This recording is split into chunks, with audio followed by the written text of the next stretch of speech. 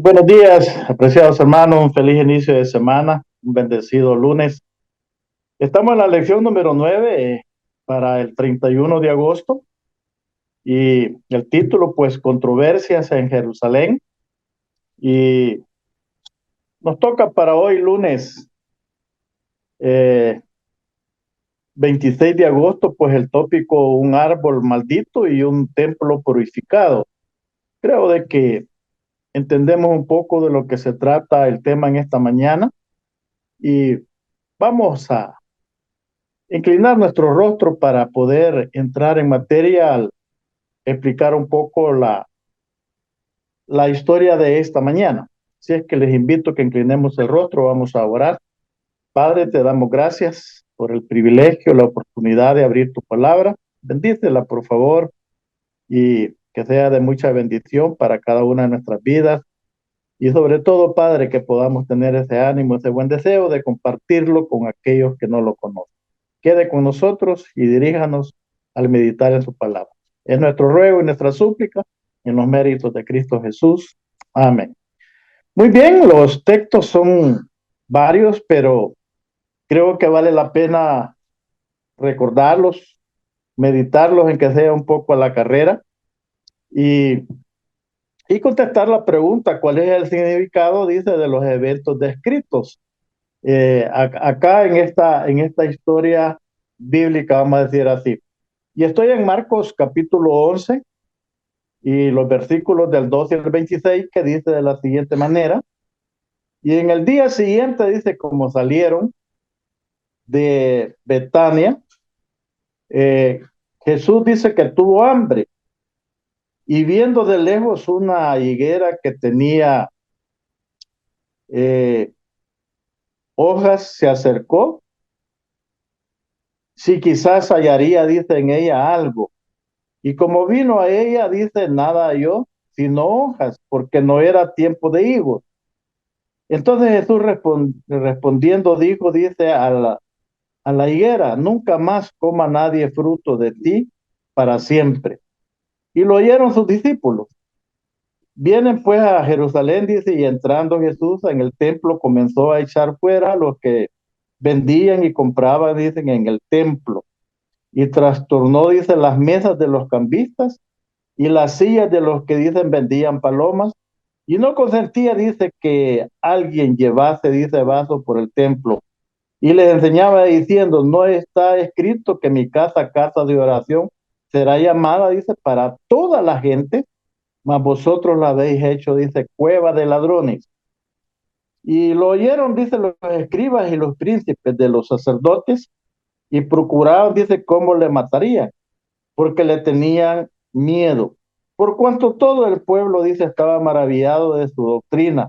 Mas como fue tarde, Jesús salió, dice, de la ciudad y pasando por la mañana, vieron que la higuera se había secado desde las raíces. Entonces Pedro recordó, se dice, y le dice, maestro, he aquí la higuera que maldijiste se ha secado. Y respondiendo Jesús le dice, tened fe en Dios, porque de cierto os digo que cualquiera que dijere a este monte, quítate y échate al mar y no dudare, dice, en tu corazón, mas creyere que será hecho, dice, lo que dijere le será hecho. Leo los últimos textos del 24 que dice, por tanto os digo que todo el que orando, pidiere, todo lo que orando pidieres, creed que lo recibiréis y os vendrá. Y cuando estuvieres orando, dice, perdonad si tenéis algo contra alguno, para que vuestro Padre que está en los cielos os perdone también a vosotros vuestras ofensas. Porque si vosotros no perdonáis, dice, tampoco vuestro Padre que está en los cielos os perdonará, dice, vuestras ofensas. Muy bien, apreciados hermanos, es lo que el texto dice. Y, y encontramos aquí la historia interesante de la higuera. Son tres puntos interesantes. Primero dice la higuera, que fue maldita, se secó. Lo segundo dice que encontramos también allí es que echó fuera a los cambistas y dijo que habían convertido, dice, su casa, casa de oración para todo el mundo, pues en cueva de ladrones. Y la tercera, la importancia de perdonar, porque si nosotros no perdonamos, dice que también, bueno, eso está en el Padre Nuestro, ¿verdad? Que nosotros lo recitamos y así es, así dice el Padre Nuestro, perdona nuestras ofensas como así como nosotros también perdonamos. Y si nosotros no perdonamos, pues por lógica nuestro Padre Celestial, dice, tampoco nos perdona a nosotros. Bien, bien, en la mañana dice, mientras venía, dice, de Betania, dice Jesús, a unos 3 kilómetros, dice, de Jerusalén, dice que Jesús sintió hambre y vio la higuera frondosa. Y en esos tiempos dice que no era ningún delito, al contrario, dice que era todavía apoyado por la ley que se había dado, dice en el Antiguo Testamento, que uno podía comer, dice, del campo, del huerto de un vecino, dice, para saciar su necesidad, su apetito, su hambre, pues. Y entonces dice, esto lo vemos ahí en Levítico 19:9, y, y entonces dice que comer no era problema, no era delito, y no había ningún inconveniente, pero dice que no encontró fruto. Y dijo el árbol, bueno, pues que nunca más, dice, coma nadie de ti, en el versículo 14. Aquello era una acción, dice, antitípica y extraña, dice, de parte de Jesús. Pero lo que acontece inmediatamente, dice, es más importante aún. Bueno, él dijo eso, siguieron caminando, llegaron al templo y lo que acontece a continuación del relato de Marcos 11 es que dice de que lo que sucede, luego dice, tuvo lugar, dice, probablemente en el atrio, y allí era donde se hacían los negocios, ¿no? Allí era donde estaba el animalero, ya fueran ovejas, palomas y todo lo que allí, moneda, y ahí se cambiaba de todo. Eh, los gentiles, donde tenían lugar, dice, la venta, dice, de animales para los sacrificios. Eh, una, dice, novedad, dice, implementada, dice, poco antes, dice, por Caifás.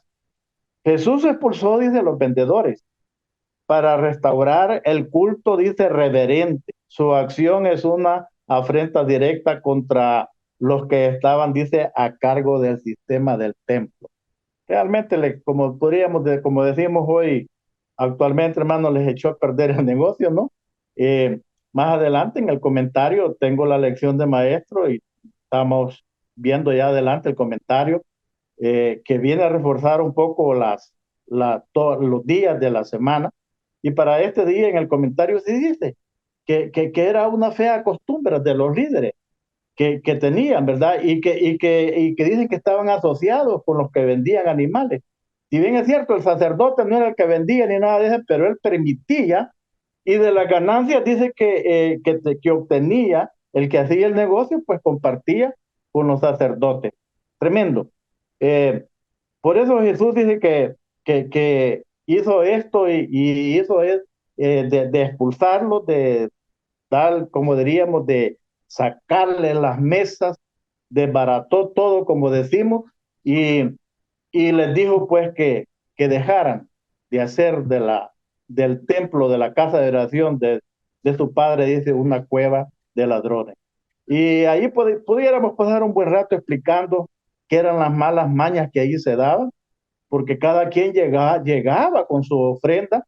El sacerdote la declaraba que no era acepto ante la presencia de Dios para que la fuera a vender y fuera a comprar con los que ellos tenían, como decimos, el trance, ¿no? Entonces, apreciados hermanos, es un problema tremendo que se vivía en esos tiempos. Y en el comentario, pues, de la lección también, como digo, aquí en la lección del día no aparece, pero en el comentario sí, y nos hace la pregunta, ¿será que todavía nuestros templos están contaminados de esa manera? Analice, ¿qué es lo que usted ve en sábado o los días de culto en el templo? ¿Qué es lo que se hace? ¿Será que se hace negocio para bien de los sacerdotes hoy en día o qué pasa? Muy bien, dice que Jesús vincula dos pasajes del Antiguo Testamento. En su dura dice, reprimenda, dice, contra el haber profanado, dice, y el tráfico de cosas que ahí se daban en el templo. Insiste, dice, en que el templo debe ser una casa de oración para todos los pueblos. En el texto de la Biblia que yo tengo dice para toda la gente. Hay algo otras versiones que dice para todas las naciones. Muy bien. Y esto está relatado en Isaías 56:7, incluyendo, dice enfáticamente a los gentiles. Luego dice que los líderes han convertido el templo en una cueva de ladrones. Esto estaba también ya profetizado en Jeremías 7:11. Más tarde dice, al final de esta asombrosa jornada, Jesús abandona la ciudad, dice, junto a sus discípulos. Bueno, eso es lo que dice que sale de la ciudad, Marcos 11:19. Y a la mañana siguiente dice, al ir nuevamente a la ciudad, regresa. Dice, los discípulos se acercan. Tremendo. Desde raíces, Jesús imparte una lección acerca de la oración y el perdón, dice, como parte de su explicación acerca de lo ocurrido, qué significa todo esto. Hermano, la lección tremenda que encontramos al final es respecto a la oración y que qué conceptos debemos de implementar en la oración, qué puntos importantes deben de ser en la oración, porque es algo que pedimos al Padre y realmente, así como pedimos, pues deberíamos de estar con una mente, con una conciencia tranquila. Y como dice al final, pues que sobre todo, si tenemos algo con alguien, perdonemos, perdonemos. Porque si no, pues, como en la misma oración, como decía Mateo, en Mateo ahí le encontramos la oración modelo, y así reza la oración modelo. Perdona, perdona nuestros pecados, así como nosotros perdonamos a los que nos ofenden. Muy bien, aquí nos da otra relación de los famosos relatos sándwich, ¿verdad? Pero que se combinan, dice el autor de la lección, algo, algo pues que sí para mí pues tiene algo parecido de lo que estuvimos estudiando en la lección número 3. Pero lo que vemos es lo importante, los 3 puntos en los últimos días, vamos a decir así, o salen, ¿verdad? Así es que encontramos esto acá, que definitivamente eh, el Señor pues deja tres grandes lecciones, podríamos decir, en estos sucesos que se dan al dirigirse al templo. Primero, pues, la higuera frondosa, y a mí me llama mucho la atención y tal vez en algún o algún otro tiempo que tengamos, podamos explicar un poco más que la partecita esa que dice de que no era tiempo de que tuviera hijos, pudiéramos justificar, pero estaba frondosa. Y me imagino que cuando la higuera se pone frondosa es porque ya tiene o ya va a dar fruto. Y ahí hay mucho que explicar también. Muy bien, y la purificación del templo, dos acciones dice opuestas, pero la ironía consiste, dice, en que los dirigentes religiosos se completaran, dice ahora, para matar a Jesús. Ese era el punto interesante. Recuérdese que le tenían miedo, como leímos también en la lectura, tenían miedo de hacer algo porque el pueblo pues lo seguía, lo aceptaba, todas sus enseñanzas estaban de acuerdo con él, pero estaban en ellos en esa planificación. Cuando ya se meten y se empieza a tramar, pues hasta que se llega a la conclusión. Muy bien, termino con lo que siempre la lección termina en este día. La pregunta para reflexionar y que quedemos reflexionando dice, ¿qué cosas de tu vida necesitas ser limpiadas por Jesús? Así como en aquel tiempo había necesidad de hacer esa limpieza en el templo, de sacar toda esa vamos a decir, eso que contaminaba, que no dejaban que las adoraciones por los que llegaban con un corazón sincero a ofrecer sus sacrificios, no lo podían hacer por las malas prácticas que ahí se daban. Entonces dice, ¿qué cosas de tu vida necesitan ser limpiadas por Jesús? ¿Cómo ocurre esto? Es el punto de reflexión. ¿Cómo ocurre? Bueno, hermano, yo pienso que la única manera es de sincerarnos un poco y hacer las cosas como siempre decimos, que no solo sea de palabras, sino que de hecho, para honra y gloria de Dios. Que Dios nos ayude y que Dios nos bendiga en el inicio de esta semana, es mi deseo y oración.